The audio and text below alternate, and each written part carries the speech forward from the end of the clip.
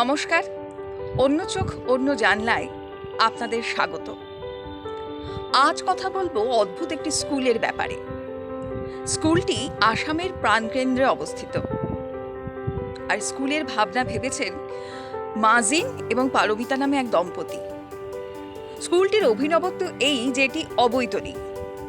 এখানের প্রধান শর্ত হলো 25টি করে প্লাস্টিকের বোতল ছাত্রছাত্রীদের জমা দিতে হবে প্রত্যেক সপ্তাহে। আর এই বোতলগুলোকে নিয়ে কি করা হয়? রিসাইক্লিং। হ্যাঁ, ঠিক শুনছেন, রিসাইক্লিং করে টয়লেট, রাস্তা এবং ইট তৈরি করা হয়। মাজিন এবং পারমিতা আসলে লক্ষ্য করেছিলেন যে তাদের পার্শ্ববর্তী এলাকায় প্রচুর অশিক্ষা এবং প্লাস্টিকের জঞ্জাল আবর্জনা রয়েছে। তারা এই দুটিকে দূরীভূত করার জন্য এই অভিনব স্কুলটির কথা ভাবে।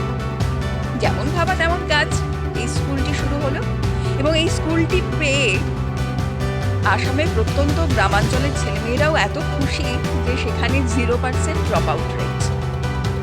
এরকম একটা স্কুল হলে কি ভালো হয়, তাই না? আচ্ছা, আমরা এরকম উদ্যোগ নিতে পারি না?